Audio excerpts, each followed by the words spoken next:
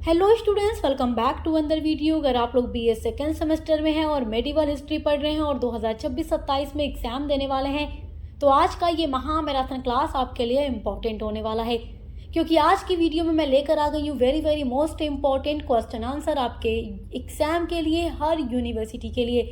अगर आपने अभी तक कुछ भी नहीं पढ़ा है, आपको बहुत ज़्यादा टेंशन है हम क्या पढ़ें क्या ना पढ़ें, तो मात्र ये एक वीडियो आपके लिए बहुत ज़्यादा इम्पॉर्टेंट होने वाली है। और आपका जो पूरा टोटल 8 यूनिट्स है मैंने वो कंप्लीट करा दिया है हर एक सब्जेक्ट का, तो आप देख लीजिएगा। हर एक सब्जेक्ट का महा मैराथन क्लास लगातार अपलोड हो रहा है, तो देखकर अच्छे से पढ़ाई करते रहिएगा। चलिए आज शुरू करते हैं बीए सेकेंड सेमेस्टर के मेडिवल हिस्ट्री, जिसमें आपको पढ़ना है मध्यकालीन भारत का इतिहास 1206 से लेकर 1757 ईस्वी तक। तो चलिए इसका इम्पोर्टेंट क्वेश्चन आंसर देखना शुरू करते हैं। आपका पहला इम्पोर्टेंट क्वेश्चन है, अमीर खुसरो कौन था? तो अमीर खुसरो जो थे मध्यकालीन भारत के प्रसिद्ध कवि, संगीतकार और सूफी संत थे।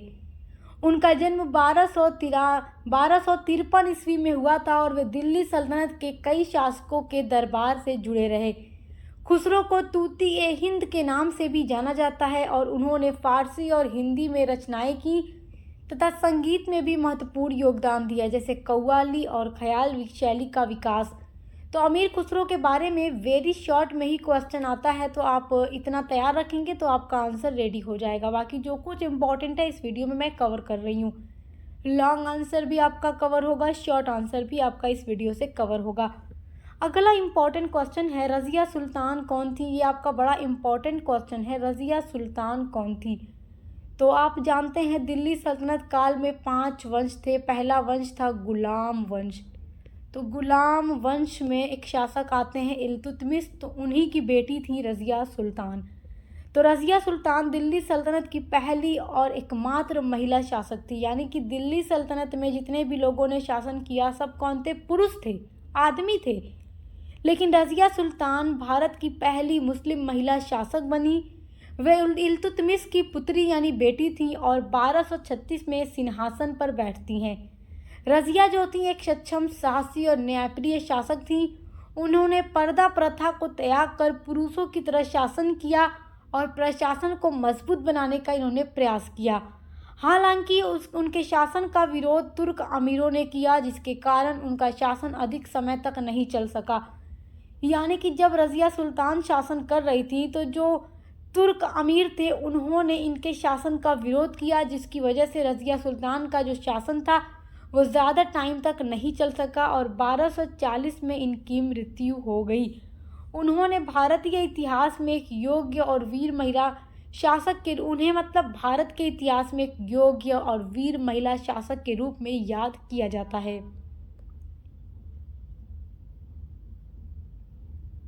आपका अगला वेरी इंपॉर्टेंट क्वेश्चन है, चहलगामी व्यवस्था क्या है? ये बहुत ज़्यादा इम्पॉर्टेंट है आपके लिए। चहलगामी व्यवस्था, जिसे चालीसा भी कहा जाता है, दिल्ली सल्तनत के शासक इल्तुतमिश द्वारा स्थापित एक महत्वपूर्ण प्रशासनिक संस्था थी और इसमें 40 शक्तिशाली तुर्क अमीरों सरदारों का समूह शामिल था, जो सुल्तान के विश्वसनीय सहयोगी और सलाहकार माने जाते थे। ठीक है, तो ये अमीर शासन प्रशासन, मतलब इसमें जो अमीर लोग शामिल थे वो शासन, प्रशासन और सैन्य कार्यों में बहुत महत्वपूर्ण भूमिका निभाते थे तथा सुल्तान के जो भी निर्णय होते थे उनको ये प्रभावित भी करते थे। प्रारंभ में ये जो व्यवस्था थी शासन को मजबूत बनाने के लिए बनाई गई थी, लेकिन समय के साथ ये अमीर अत्यधिक शक्तिशाली हो गए और सुल्तान के लिए चुनौती बनने लगे। मतलब पहले ये जो अमीरों का ये ग्रुप बनाया गया था, इसको क्यों बनाया गया था कि मतलब जो व्यवस्था है, शासन व्यवस्था, उसको मजबूत किया जाएगा। तो शुरुआत में तो सब कुछ ठीक था, लेकिन धीरे धीरे ये जो अमीर इसमें ग्रुप में शामिल थे वो इतने ज़्यादा शक्तिशाली बनते चले गए कि अब सुल्तान के लिए ये खुद चुनौती बनने लगे थे। इस कारण बाद के शासकों को इन्हें नियंत्रित करने में कठिनाई हुई। चहलगामी व्यवस्था को गयासुद्दीन बलबन ने फिर समाप्त किया बाद में आगे चलकर। आपका अगला वेरी इंपॉर्टेंट क्वेश्चन है, पानीपत का प्रथम युद्ध के बारे में एक्सप्लेन कीजिए। पानीपत का प्रथम युद्ध जो था लोदी वंश के अंतिम शासक इब्राहिम लोदी और मुगल वंश के संस्थापक बाबर के मध्य लड़ा गया था। तो जब दिल्ली में दिल्ली सल्तनत काल का 5वां वंश शासन कर रहा था लोधी वंश, और लोधी वंश के शासक थे इब्राहिम लोधी। तो उस समय बाबर की एंट्री होती है भारत में, और बाबर और इब्राहिम लोधी के बीच एक युद्ध होता है जिसे इतिहास में पानीपत का युद्ध के नाम से जाना जाता है। इस युद्ध में इब्राहिम लोधी की हार होती है, बाबर की विजय होती है, और फिर क्या होता है, मुगल वंश की वहीं से नींव डाली जाती है और लोधी वंश हमेशा के लिए समाप्त हो जाता है।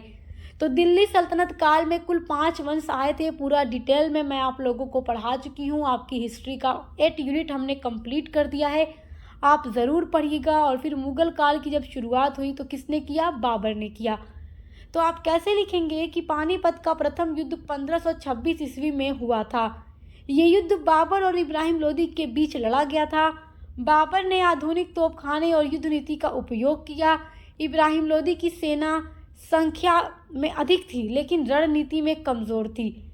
यानी कि इब्राहिम लोधी की जो सेना थी उनकी तादाद ज़्यादा थी, उनकी संख्या ज़्यादा थी, लेकिन फिर भी रणनीति उनकी कमज़ोर थी, जिस वजह से वो पानीपत का युद्ध हार जाते हैं और बाबर इस युद्ध में विजयी हो जाते हैं। इस युद्ध के बाद भारत में मुगल साम्राज्य की स्थापना बाबर के द्वारा की जाती है। अब का अगला वेरी मोस्ट इम्पॉर्टेंट क्वेश्चन है, हुमायूं नामा क्या है?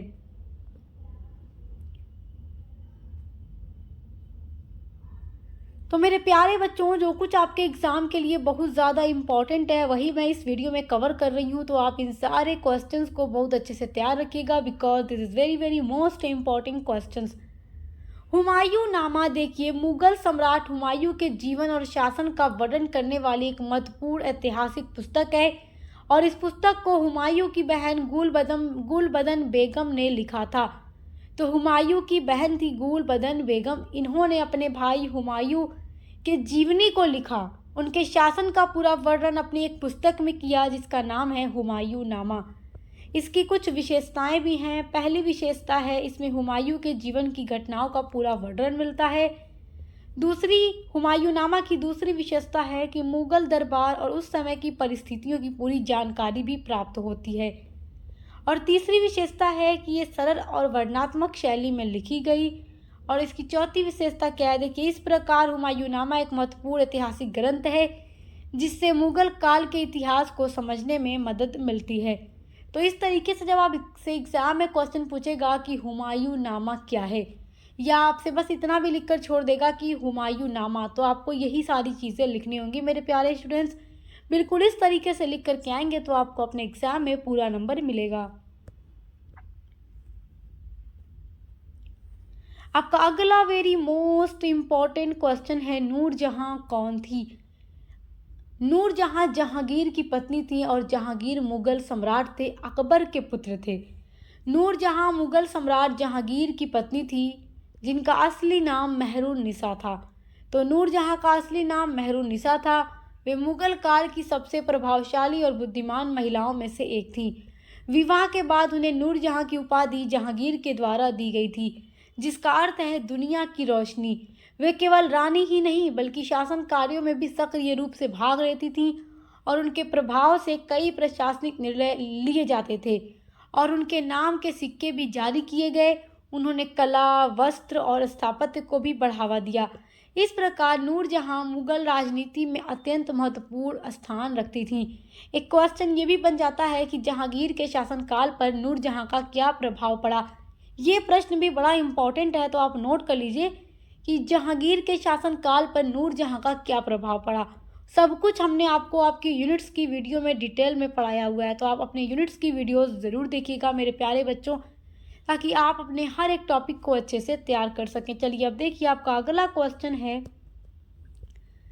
मुहम्मद बिन तुगलक कौन थे? तो ये तुगलक वंश के दूसरे शासक थे।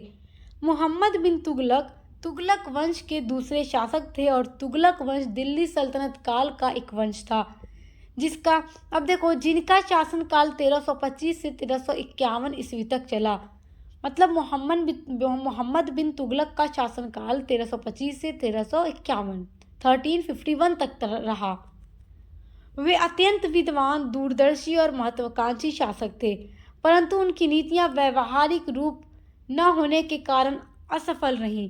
उन्होंने राजधानी को दिल्ली से दौलताबाद स्थानांतरित किया, यानी कि जो राजधानी मुगल नहीं, सल्तनत काल में इनकी जो राजधानी दिल्ली थी इसको उन्होंने दौलताबाद कर दिया, जिससे जनता को भारी कष्ट हुआ। उन्होंने तांब की टोकन मुद्रा भी चलाई, लेकिन नकली सिक्कों के कारण ये योजना विफल हो गई। तो देखिए, मोहम्मद बिन तुगलक जो भी योजना बनाते थे अक्सर वो योजना विफल हो जाती थी। ये बहुत ही ज़्यादा विद्वान थे। दिल्ली सल्तनत काल के सबसे विद्वान शासक मोहम्मद बिन तुगलक थे। बहुत दूरदर्शी शासक थे, दूर तक सोचते थे और जो भी योजनाएं बनाते वो अक्सर असफल हो जाती थी। दोआब क्षेत्र में कर बढ़ाने से किसानों में असंतोष फैल गया। उनकी योजनाएं अच्छी थी लेकिन सही क्रियान्वयन के अभाव में सफल नहीं हो सकी, इसीलिए उन्हें एक विद्वान परंतु अव्यावहारिक शासक माना जाता है। इब्न बतूता भारत 1333 ईस्वी में आया था। वह मोहम्मद बिन तुगलक के शासनकाल के दौरान भारत पहुंचा था। तो एक प्रश्न बन जाता है कि इब्न बतूता किस शासक के दौरान भारत आया था। तो इब्न बतूता मोहम्मद बिन तुगलक के शासनकाल में 1333 ईस्वी में भारत आया। सुल्तान ने इसे दिल्ली का काजी यानी न्यायाधीश भी नियुक्त किया। इब्न बतूता द्वारा लिखी बहुत ही प्रसिद्ध पुस्तक का नाम रिहला है, जिसे कियात उल रिहला के नाम से भी जाना जाता है। यह अरबी भाषा में लिखा गया एक यात्रा वृत्तांत है, जिसमें इब्न बतूता सारे अपनी यात्रा का पूरा वर्णन करते हैं। आपका अगला वेरी मोस्ट इम्पॉर्टेंट क्वेश्चन है, इब्राहिम लोदी पर टिप्पणी कीजिए।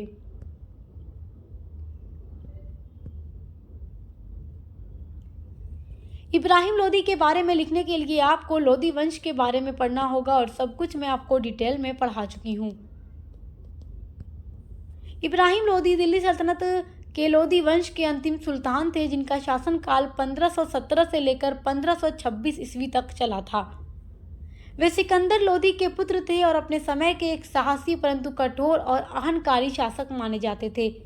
उन्होंने साम्राज्य को मजबूत करने का प्रयास किया, लेकिन अफगान अमीरों और सरदारों के साथ उनके संबंध अच्छे नहीं रहे, जिससे आंतरिक विरोध बढ़ गए और इसी असंतोष के कारण कुछ सरदारों ने बाबर को भारत पर आक्रमण करने के लिए आमंत्रित कर दिया।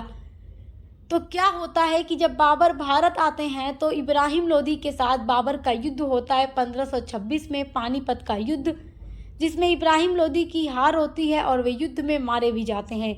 उनकी पराजय के साथ लोदी वंश का अंत हमेशा के लिए हो जाता है और भारत में मुगल साम्राज्य की स्थापना हो जाती है, जो भारतीय इतिहास में एक महत्वपूर्ण घटना है। आपका अगला वेरी मोस्ट इम्पॉर्टेंट क्वेश्चन है, शाहजहां के शासनकाल को स्वर्ण युग क्यों कहा जाता है।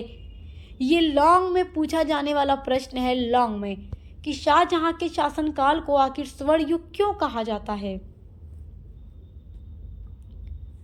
देखिए, शाहजहां का शासनकाल 1628 से 1658 तक चला। मुगल साम्राज्य का एक स्वर्ण युग माना जाता है, क्योंकि इस समय राज्य में समृद्धि, वैभव और सांस्कृतिक उन्नति की चरम सीमा प्राप्त की। इस काल में शांति और सुव्यवस्था बनी, जिससे व्यापार, कृषि और अर्थव्यवस्था का तेजी से विकास हुआ। सबसे महत्वपूर्ण विशेषता वास्तुकला का अद्भुत विकास था, जिसमें ताजमहल, लाल किला, जामा मस्जिद जैसी भव्य इमारतें इसी समय बनी, जिनका निर्माण शाहजहां के द्वारा कराया गया, जो आज भी कला के श्रेष्ठ उदाहरण हैं। और साथ ही चित्रकला, संगीत और शिल्पकला को भी संरक्षण मिलता है शाहजहां के शासनकाल में। तो ये जब आपसे लॉन्ग क्वेश्चन में पूछेगा तो आप पूरा एक्सप्लेन करके लिखिएगा। इन्हीं सारी चीज़ों के बारे में आप पूरा एक्सप्लेन करके लिखिएगा। इसी वजह से शाहजहां के शासनकाल को स्वर्ण युग कहा जाता है, क्योंकि इनके समय में भव्य इमारतें बनी। ताजमहल, लाल किला, दिल्ली की जामा मस्जिद, सब कुछ आज विश्व प्रसिद्ध है। और ताजमहल को देखने के लिए तो दुनिया के हर कोने से व्यक्ति आते हैं, आगरा आते हैं ताजमहल को देखने के लिए, जो कि एक 7 आश्चर्यों में से एक है। आपका अगला वेरी इंपॉर्टेंट क्वेश्चन है, मनसबदारी प्रथा क्या थी। This is very important question. मनसबदारी प्रथा मुगल काल की एक महत्वपूर्ण प्रशासनिक और सैन्य व्यवस्था थी, जिसे अकबर ने शुरू किया था। ये जो व्यवस्था थी मंगोलों की व्यवस्था थी, जिसकी शुरुआत भारत में अकबर के द्वारा की गई थी। मनसबदारी में मनसब का अर्थ होता है पद या दर्जा देना किसी को, या कोई ओहदा देना। तो अकबर के द्वारा इसकी शुरुआत की गई और इस प्रणाली में अधिकारियों को मनसबदार कहा जाता था और उन्हें एक पद यानी मनसब दिया जाता था जो उनकी रैंक, वेतन और जिम्मेदारियों को निर्धारित करता था। और मनसब दो प्रकार के होते थे, जात और सवार। जात में व्यक्ति की व्यक्तिगत रैंक और वेतन आती थी और सवार में क्या होता था, घुड़सवार सैनिकों की संख्या जिन्हें मनसबदार को रखना होता था। मनसबदारों को वेतन के रूप में जागीर दी जाती थी। ये व्यवस्था प्रशासन को मजबूत बनाने और सेना को संगठित रखने के लिए बनाई गई थी। आप जब मुगल काल के बारे में पढ़ेंगे और अकबर का शासनकाल पढ़ेंगे तो वहाँ पर मैंने मनसबदारी व्यवस्था के बारे में आपको पूरा डिटेल में पढ़ा दिया है। चलिए अगला क्वेश्चन देखिए। अगला आपका वेरी मोस्ट इम्पॉर्टेंट क्वेश्चन है। देखिए, अलाउद्दीन खिलजी की दक्षिण नीति क्या थी। देखो, अलाउद्दीन खिलजी की दक्षिण नीति या अलाउद्दीन खिलजी की बाजार नियंत्रण व्यवस्था, दोनों क्वेश्चन इंपॉर्टेंट है तो आपको पढ़कर ही एग्जाम में जाना है। अलाउद्दीन खिलजी की दक्षिण नीति का मुख्य उद्देश्य दक्षिण भारत के राज्य पर सीधा शासन स्थापित करना नहीं बल्कि वहां से धन संपत्ति और कर प्राप्त करना था। उन्होंने अपने सेनापति मालिक काफूर को दक्षिण भारत भेजा जिसने देवनागरी, वारंगल, होयसाल और मदुरै जैसे राज्यों पर आक्रमण किया। इन राज्यों को पूरी तरह अपने साम्राज्य में मिलाने के बजाय उसने नियमित कर और उपहार लेने की नीति अपनाई। इस नीति की मुख्य विशेषताएं भी एग्जाम में पूछता है तो देखिए। दक्षिण के राज्यों को अधीन करना पर सीधे शासन नहीं करना। अलाउद्दीन खिलजी की जो ये नीति थी दक्षिण नीति, उसकी पहली विशेषता है कि वो दक्षिण के राज्यों को अपने अधीन करना चाहते थे पर सीधे शासन नहीं करना इनका उद्देश्य था। दूसरा है भारी मात्रा में धन संपत्ति लाना इनका उद्देश्य था। साम्राज्य को अधिक आर्थिक स्थिति मजबूत बनाना, मतलब कि अलाउद्दीन खिलजी अपने साम्राज्य की आर्थिक स्थिति को मजबूत करना चाहते थे। और अगली विशेषता है कि उत्तर भारत में शक्ति को बनाए रखना। इस प्रकार अलाउद्दीन खिलजी की दक्षिण नीति आर्थिक लाभ और राजनीतिक नियंत्रण पर आधारित थी। क्वेश्चन आपका बहुत ही ज़्यादा इंपॉर्टेंट है तो इसको तैयार रखिएगा। आपका अगला वेरी इंपॉर्टेंट क्वेश्चन है, अबुल फजल कौन थे, वर्णन कीजिए। तो अबुल फजल मुगल सम्राट अकबर के दरबार में प्रमुख विद्वान, इतिहासकार और मंत्री थे और अबुल फजल अकबर के 9 रत्नों में से एक रत्न थे। वे अकबर के सबसे विश्वसनीय दरबारियों में गिने जाते थे और 9 रत्नों में शामिल थे। वे एक महान लेखक और बुद्धिजीवी थे। उन्होंने आईने अकबरी और अकबरनामा जैसी प्रसिद्ध पुस्तकों की रचना की। देखिए, जो आईने अकबरी है अकबरनामा का ही तीसरा भाग है। अकबरनामा की रचना किसने की, अबुल फजल ने की। तो आईने अकबरी में मुगल काल के मुगल सम्राट अकबर के मतलब जो भी प्रशासनिक कार्य हैं और जो भी उनके शासन करने का तरीका है उन सारी चीज़ों की जानकारी आईने अकबरी से पता चलती है। उन्होंने अकबर की नीतियों और शासन का विस्तार से वर्णन किया।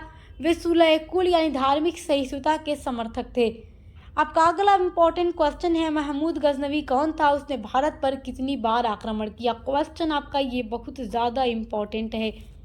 महमूद गजनवी गजनी अफगानिस्तान का शासक था। कहाँ का शासक था, गजनी अफगानिस्तान का शासक था महमूद गजनवी, जिसने 11वीं सदी में शासन किया। वह एक शक्तिशाली, महत्वाकांक्षी और सैन्य दृष्टि से कुशल शासक था। उसका मुख्य उद्देश्य भारत की अपार धन संपत्ति को प्राप्त करना और अपने साम्राज्य को समृद्ध बनाना था। तो महमूद गजनवी ने भारत पर आक्रमण जब भी किया तो उसका आक्रमण करने का उद्देश्य ये नहीं था कि वो भारत पर शासन करे, बल्कि महमूद गजनवी का आक्रमण करने का उद्देश्य था भारत से अधिक धन संपत्ति प्राप्त करना और अपने साम्राज्य को शक्तिशाली बनाना।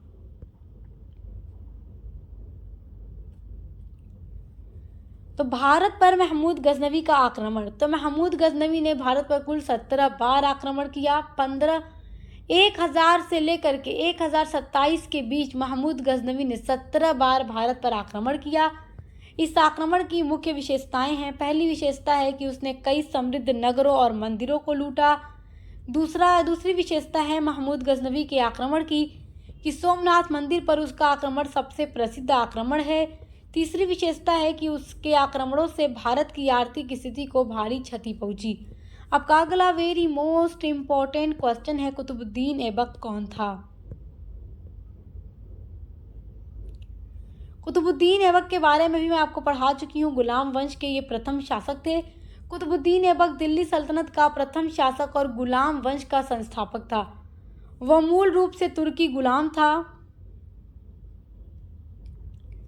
तो कुतुबुद्दीन ऐबक जो थे वो तुर्की गुलाम थे और मोहम्मद गौरी के सेनापति थे। गौरी की मृत्यु के बाद उसने 1206 ईस्वी में भारत में स्वतंत्र शासन स्थापित किया। उसे लाख बख्श कहा जाता था क्योंकि ये दान करने वाला व्यक्ति था। कुतुबुद्दीन ऐबक जो था दान करने वाला व्यक्ति था, इसलिए इसे दानवीर या दान बख्श कहा जाता है। उसने कुतुब मीनार का निर्माण प्रारंभ कराया और उसकी राजधानी लाहौर थी।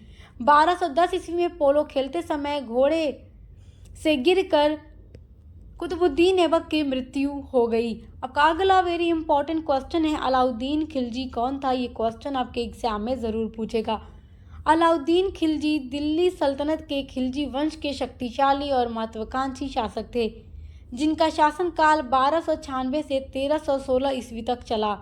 वे जलालुद्दीन खिलजी के भतीजे और दामाद थे, यानी कि भतीजा थे और दामाद भी थे। अलाउद्दीन ने अपने साम्राज्य का विस्तार करने के लिए कई सफल सैन्य अभियान चलाए और उत्तर भारत के साथ साथ दक्षिण भारत तक अपनी शक्ति स्थापित की। उन्होंने प्रशासन को मजबूत बनाने के लिए कई महत्वपूर्ण सुधार किए, जैसे बाजार नियंत्रण नीति, मूल्य निर्धारण और सख्त कानून व्यवस्था। उनकी दक्षिण नीति के अंतर्गत मलिक काफूर के नेतृत्व में दक्षिण के राज्यों से धन और कर प्राप्त किया गया। अब का अगला इंपॉर्टेंट क्वेश्चन है, बहादुर शाह जफर कौन थे? This is very very important question. Mughal काल की शुरुआत बाबर ने की थी और बाबर मुगल काल के पहले शासक थे और बहादुर शाह जफर मुगल साम्राज्य के अंतिम सम्राट थे। बहादुर शाह जफर मुगल साम्राज्य के अंतिम सम्राट थे। उनका पूरा नाम बहादुर शाह द्वितीय था। उनका शासनकाल 1837 से 1857 ईस्वी तक रहा। वे एक अच्छे शासक से अधिक कवि और साहित्य प्रेमी के रूप में प्रसिद्ध थे। वे 1857 के प्रथम स्वतंत्रता संग्राम के प्रतीक नेता बने।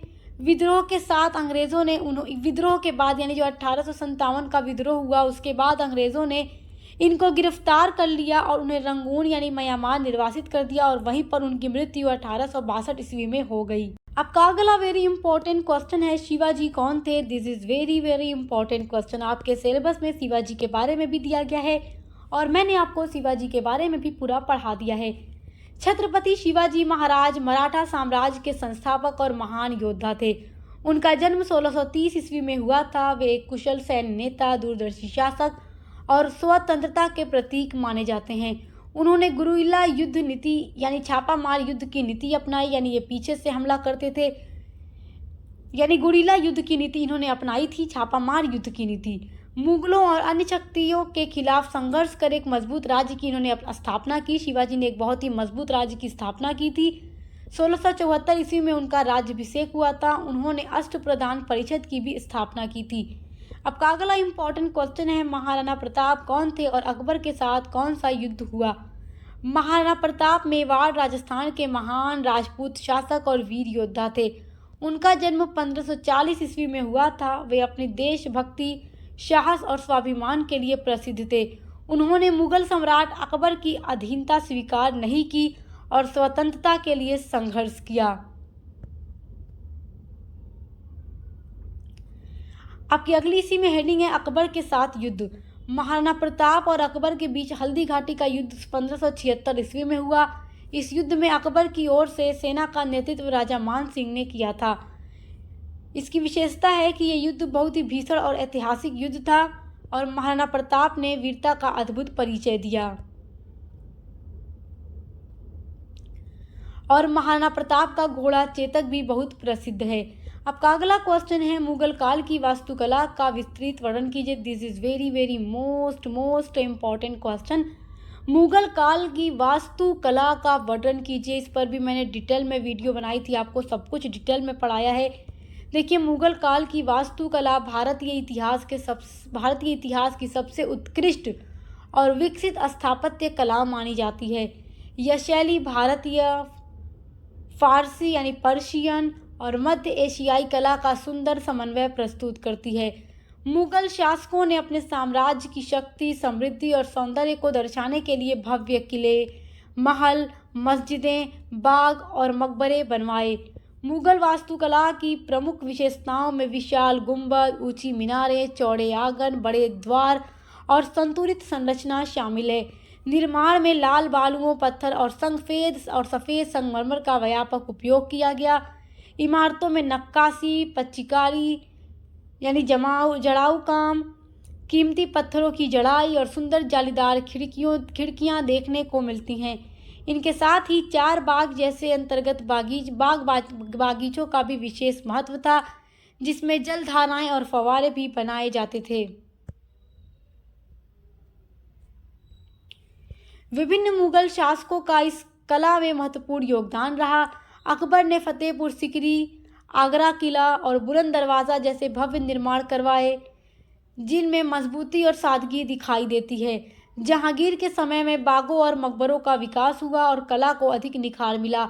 शाहजहां के शासनकाल को वास्तुकला का स्वर्ण युग कहा जाता है, क्योंकि इस समय ताजमहल, लाल किला, जामा मस्जिद जैसी अद्भुत और कलात्मक इमारतों का निर्माण हुआ। उनकी इमारतों में सौंदर्य, नाजुकता और संगमरमर का व्यापक उपयोग दिखाई देता है। वहीं औरंगजेब के समय में निर्माण कार्य कम हो गया और वास्तुकला अपेक्षाकृत साधारण हो गई। इस प्रकार मुगल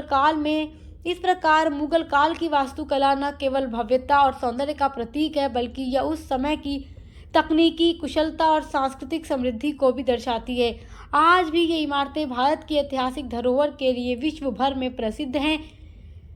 तो ये क्वेश्चन भी आपके एग्जाम के लिए बहुत इंपॉर्टेंट है मेरे प्यारे बच्चों। तो आज की वीडियो में मैंने जितना भी इंपॉर्टेंट क्वेश्चन आंसर आपको बताया है, आप इनको अच्छे से तैयार कर लीजिएगा, because this is very most important questions for your exam. और आपके हिस्ट्री के अलावा भी बीए के हर एक सब्जेक्ट पर महामैराथन क्लास, मॉडल पेपर की वीडियोज़, MCQs की वीडियोज़ और टोटल 8 यूनिट्स की वीडियोज़ हमने डिटेल में सब कुछ अपलोड कर दी है। हर एक सब्जेक्ट की अलग से प्लेलिस्ट बनी हुई है, तो देखकर अच्छे से पढ़ाई करते रहिए। Best of luck. अब मिलते हैं अगली वीडियो के साथ।